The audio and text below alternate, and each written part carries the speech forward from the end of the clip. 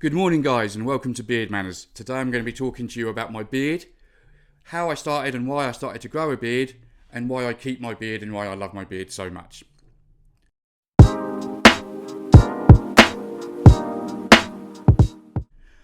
So, starting with the beginning of this, a little story happened. My beard journey started around 9-10 years ago, roughly, and it was a purely coincidence thing. The business I was running at the time had been going for a couple of years and was just going for a really, really busy winter period. Like, it's the busiest it had ever been. I just generally didn't get a day off in about a 3-month period, not quite 3 months, but in almost a 3-month period, I did not get a single day off. Not Sundays, nothing at all.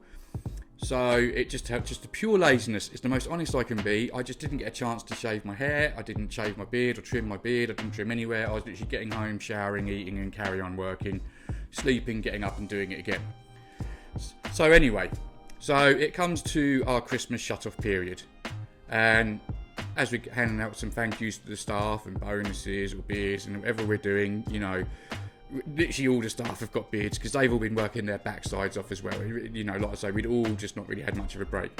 So I went home, and that night, it just so happened that night that we shut off for Christmas, that we were going out for a family meal on my wife's side.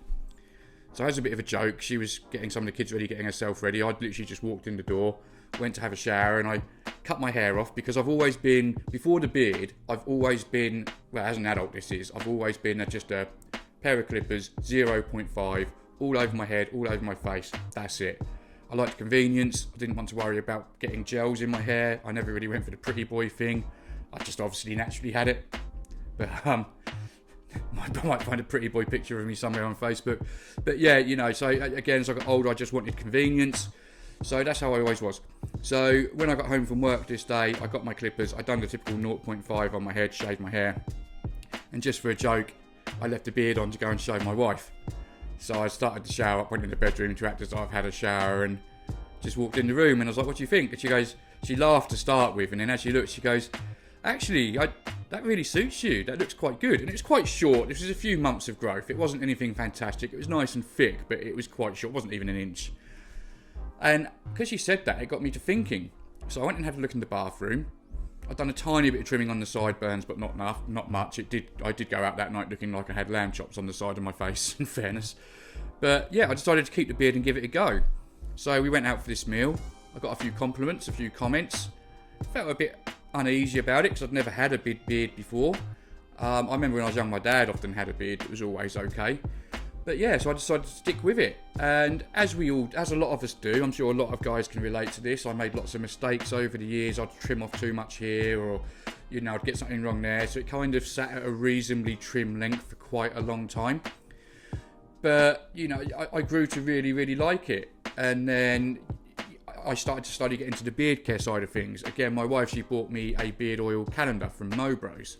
And I remember giving that a go. And at the time, I didn't even consider that the oils were good for the beard. It was more about the scent. So I thought it was a gimmicky thing. Because again, like with everyone, you start this quite naive. You don't start growing a beard and get a leaflet through the door that tells you what happens when you get a beard, So that is how my beard journey began.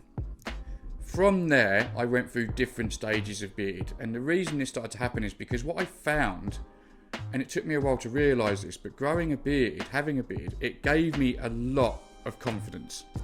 I mean, I've always been a reasonably confident guy, but I think before I had my beard, I was what I would call just quite safe. I'd always just wear a plain polo shirt, straight cut jeans. That was kind of my look. That's kind of what I'd done. But as I got the beard, and as I started to get more into having a beard and growing the beard, my fashion started to change. I started wearing more colourful stuff. I started wearing different outfits together, different trainers. I also started to get tattoos, which is where it started to get interesting because that added even more to me getting confident. So I was starting to create this new look. There was also a side to this that in between the beard growth, I'd come away from the physical side of my job a little bit forced, if anything else, because I was having to do more on the paperwork and the dealing with customers and clients and things like that. So with this came a decline in my physical health. I started to put on quite a lot of weight. So I got to a stage, and again, I might be able to find some pictures of this. There are before and after pictures of me floating around on Facebook and Instagram. But I got myself in a situation where I wasn't in very good shape, but I had this little bit of confidence going on. So what I started to do was change my fashion, get tattoos. I started working on my fitness, particularly my diet to start with. I then started getting into weights, putting on a bit of size and a bit of mass. And within a couple of years of this journey beginning, I just felt like I was a new person. My wife and my kids, I feel, were getting a better version of me. I was potentially more fun-loving. I was enjoying life more. It's the little things, like, again, a lot of guys relate. I mentioned in my previous video how often a beard can be a initiation of communication or a conversation starter. And a good example of this is early on in my beard journey, we went to Edinburgh for a weekend with some friends. And our first night of being there, we went into a grocery store to get some bits and pieces just to take back to our apartment. And within minutes of walking in, I had some complete stranger walking up to me and comment on my beard and say how good it looked. And he noticed my new tattoo on my arm. I'd only had it a few months at the time, and was looking at my tattoo and was asking me what it was like. And I wasn't sure what to make of that because I've not experienced this before. I've not really had people just come up to me and say, hey, that's a nice 0.5, or hey, that's a nice plain purple polo shirt. I just wasn't used to these things happening. Later on that day, we went to Costa. There's a pattern here. Maybe people are more friendly in Edinburgh because I hadn't had it much before that. But we went to Costa, and the same thing. There's a girl behind the bar that was quite heavily tattooed, and she was serving us. And the first thing she says, "Oh, I like the beard." Again, started chatting about that tattoo, and that really gave me something that I sort of held on to a little bit. It makes you feel good. I don't think, these people weren't flirting. I'm not saying that. It wasn't feeling good in that sense, but it was good that people were able to approach you and talk about these things. You felt good.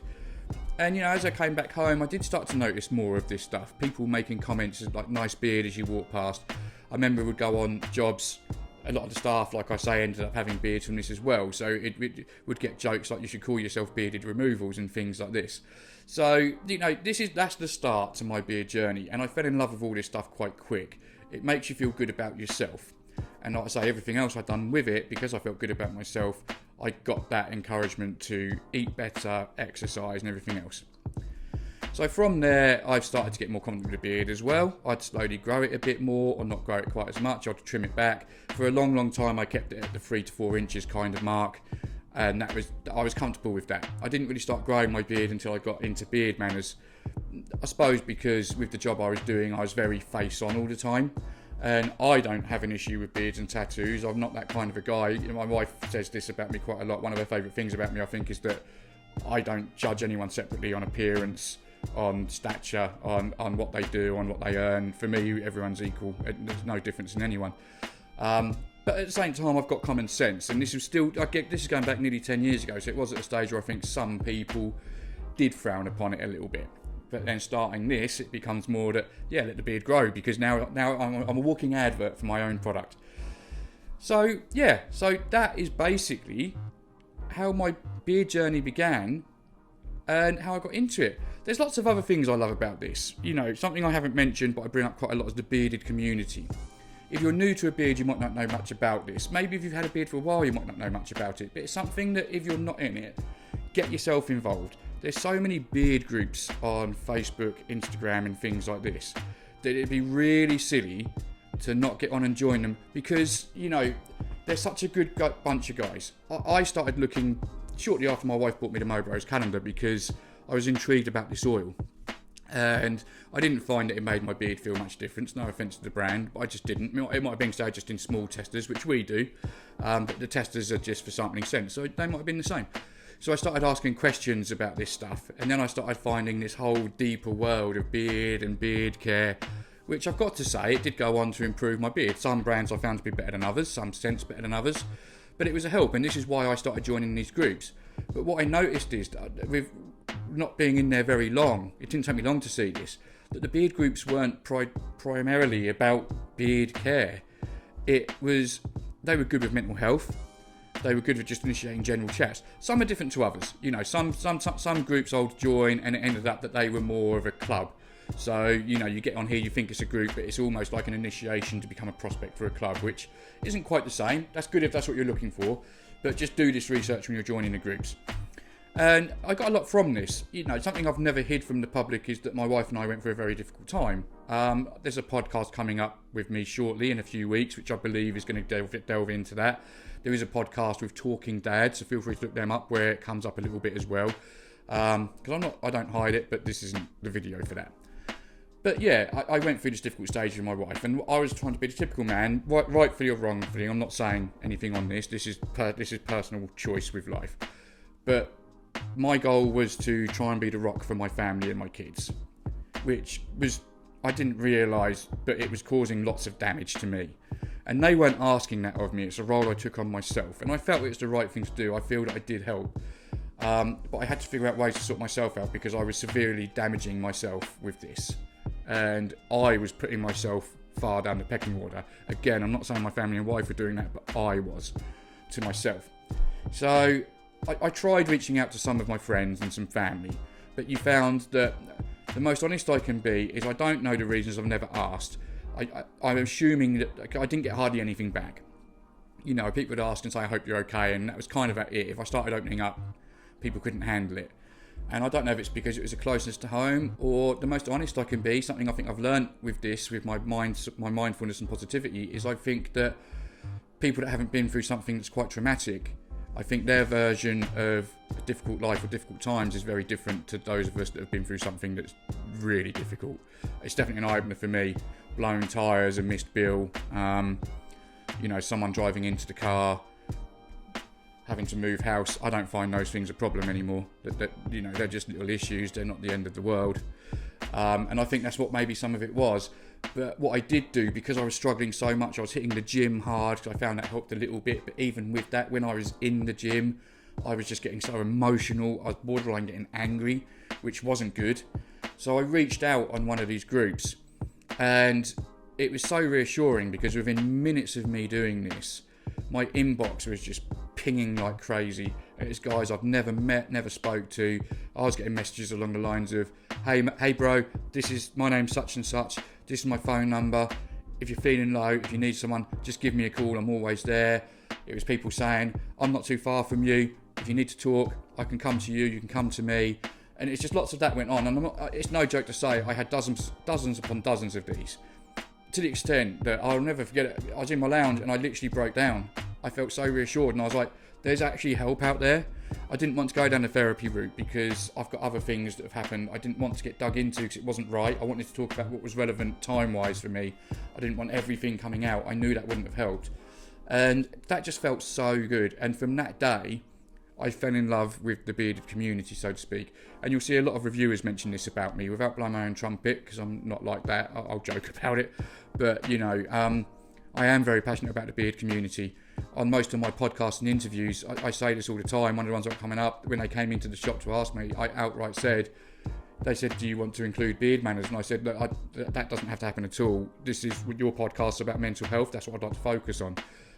They've said they would like to mention it because they feel the brand was started on a journey. But, you know, I try and keep things separate from that. It's generally to try and help people. But again, as I do, guys, you'll notice in my videos I've gone on a bit of a rant. But yeah, so the beard community was something that's fantastic as well. So this is why, all these reasons are why I love my beard and love having a beard. I love everything about it. I love that my kids love the beard. I love the comments I get when people come in the shop. I love that it's a conversation starter. I love that it's given me more confidence. You can read a lot more about that on my About Me section on the Beard Manners website as well. So in all, there's not much to not love about it for me. It's not for everyone. You don't have to grow a beard to get these things. This is something that's important to know. I think bearded is a way of life and it suits some of us. You know, I love my cigars. I love my whiskey. I love my coffees. You know, I feel all these things suit me. The way I dress now, the way I do things, the beard, it all just adds to it. Again, it's not saying that if you have a beard, you have to drink whiskey and love coffee. Again, you'll notice this in my videos as well. There's nearly always my coffee cups in there. I don't go far without a coffee. What's life without coffee? Don't mention tea. I'm not interested in tea. It's all coffee. You'll see something on that in a couple of weeks. But anyway, guys, I hope I haven't ranted too much for you on this one. I think I'm maybe getting too comfortable in front of the camera for my own good. But I hope you enjoy it. As always, please leave a comment. Please leave a like. And also subscribe. It all helps us going forward. I'm listening to the comments because I've asked you guys a few times what you'd like to see. I know a lot of people have asked about videos on physical health and fitness and things like that. So I'll start introducing some of those into this as well. If there's any other content that you think you'd like to see or you feel that I could offer to you, then please let me know, because I do want to do more of this, because this is something that helps me as well. And I want to do things that people have an interest in. So, like I say, I'll start some of the physical health ones. I'll start with dietary conditioning, because I think that's the best place to start with basics. I'm not a fitness trainer, I'm not a personal trainer, but again, you're going to see some pictures on this video of my before and after, and that's where you'll see that I might not have the qualifications, but I definitely know what to do and how to do it for the everyday Joe, for the everyday guy that can't necessarily afford a personal trainer or a gym. So I'll get some of these out there as well. Anyway, guys, I hope you enjoy it. Have a fantastic weekend. I'm a little bit late to open the shop, but it was worth it to chat to you guys. Take care, have a good one, and I'll see you all soon.